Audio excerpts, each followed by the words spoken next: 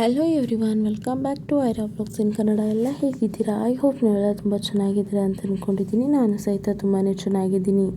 ದುನಿಯಾ ವಿಜಯ್ ಈಗ Bima cinema super hit ಆಗಿರುವ ಖುಷಿಯಲ್ಲಿದ್ದಾರೆ. ಹೀಗಿದ್ದಾಗ ದುನಿಯಾ ವಿಜಯ್ ಅವರ ಅಭಿಮಾನಿಗಳು ಕೂಡ ಈ ಗೆಲುವನ್ನು ಭರ್ಜರಿಯಾಗಿ ಸೆಲೆಬ್ರೇಟ್ ಮಾಡ್ತಿದ್ದಾರೆ. ಪರಿಸ್ಥಿತಿ ಹೀಗಿದ್ದಾಗ ಹೊಸ ಸಂಚಲನ ಸೃಷ್ಟಿಸುವ ಸುದ್ದಿಯೊಂದು ಓಡಾಡ್ತಿದ್ದು, ದುನಿಯಾ ವಿಜಯ್ ಅವರ ವೈಯಕ್ತಿಕ ಜೀವನದಲ್ಲಿ ಮತ್ತೊಂದು ಬಿರುಗಾಳಿ ಎದ್ದಿದೆ ಎಂಬ ಸುದ್ದಿ ಹಬ್ಬಿದೆ.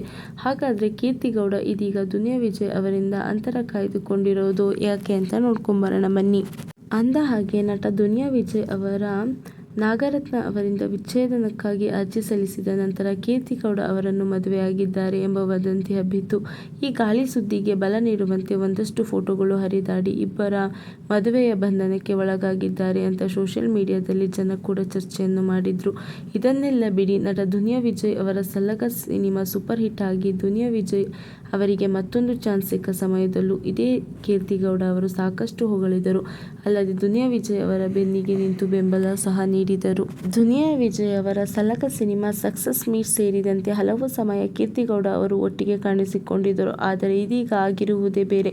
ಕೆಲ ದಿನಗಳ ಹಿಂದಷ್ಟೇ ಬಿಡುಗಡೆಯಾಗಿದ್ದ ದುನಿಯಾ ವಿಜಯ್ ಅವರ ಅಭಿನಯಿಸಿದ, ನಿರ್ದೇಶನ ಕೂಡ ಮಾಡಿದ್ದ ಭೀಮಾ ಸಿನಿಮಾ ದೊಡ್ಡ ಮಟ್ಟದಲ್ಲಿ ಹೆಸರು ಮಾಡುತ್ತಿದೆ. ಹೀಗಿದ್ದರೆ ಕೂಡ ಕೀರ್ತಿಗೌಡ ಅವರು ಹೊರಗೆ ಎಲ್ಲೂ ಮಾತನಾಡಿಲ್ಲ. ಹಾಗೆ ದುನಿಯಾ ವಿಜಯ್ ಅವರು ಸಿನಿಮಾ ನೋಡಿ ಪ್ರತಿಕ್ರಿಯೆ ಕೂಡ ಕೊಟ್ಟಿಲ್ಲ. ಹೀಗಾಗಿ ದುನಿಯಾ ವಿಜಯ್ ಮತ್ತು ಕೀರ್ತಿಗೌಡ ದೂರವಾಗಿದ್ದಾರಾ ಅಂತ ಕೆಲವರು ಸುದ್ದಿ ಹಬ್ಬಿಸುತ್ತಿದ್ದು, ಈ ಬಗ್ಗೆ ಇದೀಗ ದುನಿಯಾ ವಿಜಯ್ ಅವರ ಫ್ಯಾನ್ ಗರಂ ಆಗಿದ್ದಾರೆ.